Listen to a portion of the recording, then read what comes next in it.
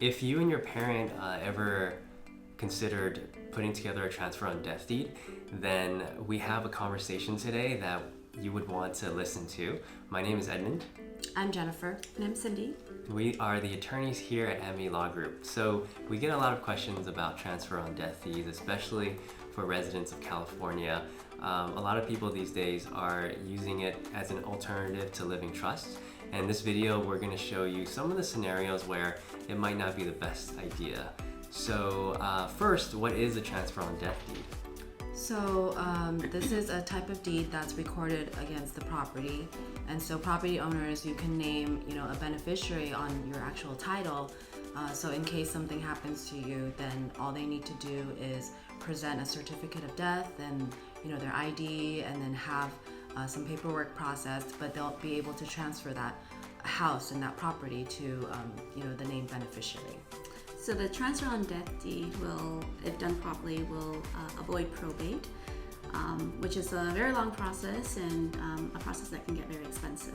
So done correctly, it would avoid probate and be able to transfer assets to your heirs in a rather seamless and easy way.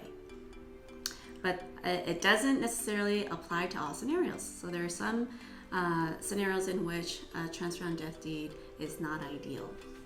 Yeah, and I think, today we can go through a few of those. Mm-hmm. And the first one I think is maybe the more obvious one is, in case the named beneficiary passes away even before you, then there's nobody that's going to be available to inherit that property. So let's say, I, for instance, did a transfer on death deed and I named, my sibling to inherit my property. But if my sibling passes away before me and I didn't, take the opportunity to make any changes, and then I pass away, then it will go through probate because the beneficiary doesn't exist anymore. And another issue that we've seen with transfer on death deeds is when two people, let's say siblings, brother and sister, buys a house together as rental property, and they hold it as joint tenants, but there's a transfer on death clause on it. The problem with that is if one sibling dies, then the other sibling gets the entire 100% ownership of the property. It doesn't go to the deceased sibling's children. And so the children who the person might want to have the property transferred to when they're alive, they don't get anything. And so it cancels out everything that you wanted to leave to your kids. So that's one of the other big issues that we've seen with transfer on death deeds. Yeah, one of really common scenario is when parents will come in and they'll do a transfer on death deed and will want to name a minor child. And they're thinking, oh, we've got time, nothing's gonna happen to us, it's fine. But you just never know when something like this is gonna happen.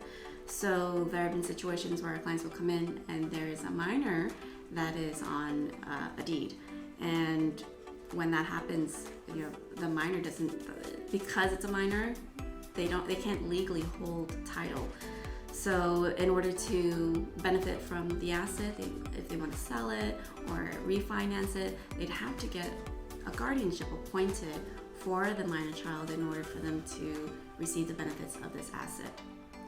So, I think overall the message is that, TOD deeds, transfer on death deeds, they are useful, but sometimes not applicable to all situations. And so in order to avoid these potential problems, we do still advise that families look into doing a living trust, because living trusts will provide certain, scenarios where they can, prevent or remedy these type of situations and go around it. And so I think overall a living trust probably would be a more over-encompassing document and solution for all of these problems.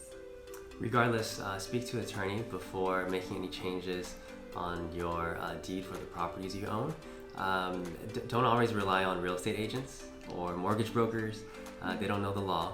There's a lot of mistakes we've seen with that type of advice. So speak to an attorney. We do offer free consultations. So if you'd like us to look at anything, give us a call and we can schedule you in for a free consultation. All right, I think that's it for this episode. If you have any questions, leave a comment below, and we'll see you in the next one.